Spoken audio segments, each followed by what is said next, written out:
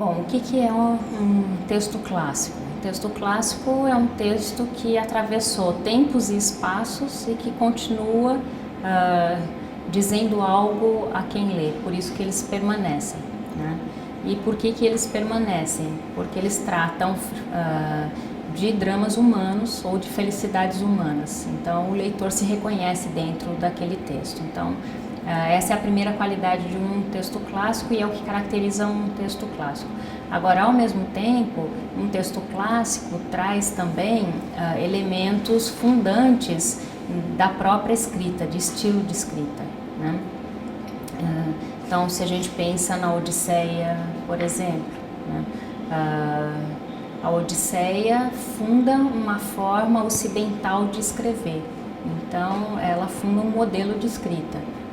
Então, ao compreender esse modelo de escrita, a gente compreende o que é escrita em história, em geografia, sei lá, em direito, né? Porque é uma forma de escrever uma história, né?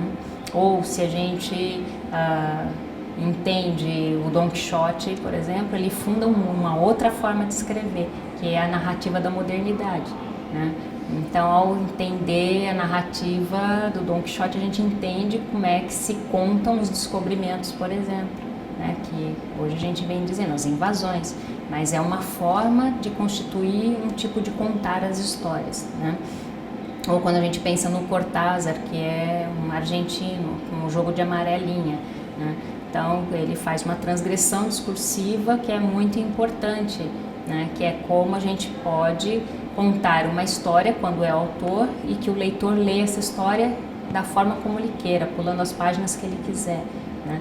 Então, esses são os clássicos, eles trazem não só histórias profundas, né, dos dramas e felicidades humanas, como uma complexidade narrativa, né, que os torna muitas vezes textos mais difíceis de serem lidos, né?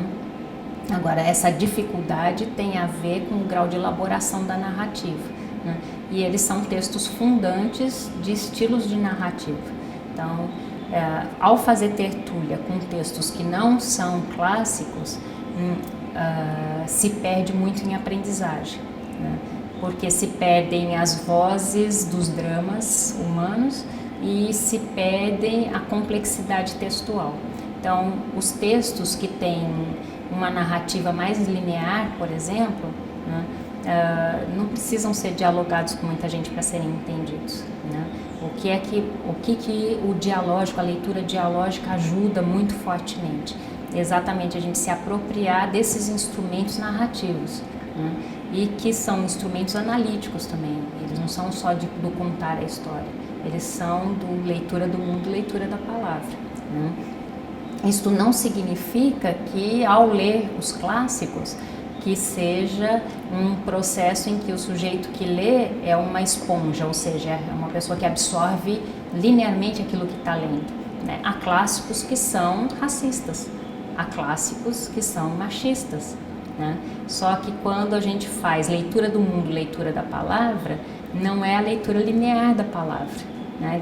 Das diferentes experiências de vida vem questionamentos sobre aquele texto que fazem a gente se desenvolver numa das características que a sociedade da informação nos exige, que é ter crivo de leitura, a gente fazer leitura crítica, a gente se perguntar por que aquele autor escreveu aquilo, como foi possível ele escrever aquilo, né?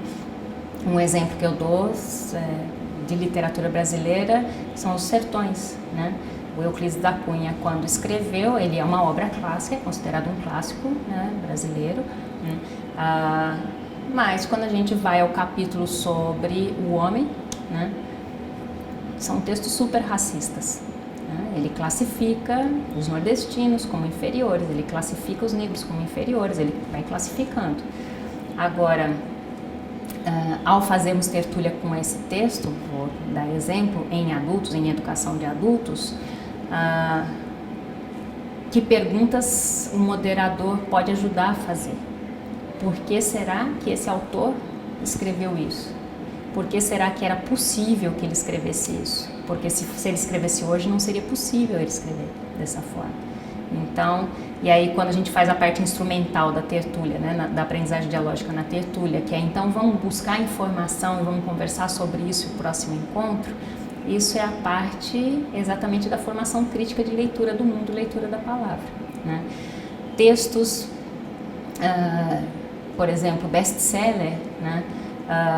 Best-seller costuma alcançar grandes públicos não pelo grande drama ou pela complexidade, né? Mas geralmente pela facilidade de comunicação. Então é o invertido do clássico. Então um best-seller não precisa fazer tertúlia para ler, né? Ele já é de fácil leitura, né? Porque é uma leitura mais de consumo, né? De efeito, não é de... Né? Então isso, o que a gente em tertúlia em comunidade de aprendizagem recomenda, né? Se uma pessoa quer fazer outras atividades de leitura, né, é ótimo, quanto mais melhor, né? Se quer utilizar os princípios da aprendizagem dialógica para fazer roda de leitura, perfeito. Agora, isso não se chama tertúlia literária dialógica, né? Que, por favor, não o chamem de tertúlia literária dialógica, porque isso traz uma confusão para aquilo que já está demonstrado que funciona. Então, a aprendizagem dos estudantes melhora muito e muito rapidamente, porque além da aprendizagem dialógica, é feito com texto clássico. Então, são esses dois elementos que caracterizam uma tertúlia literária dialógica.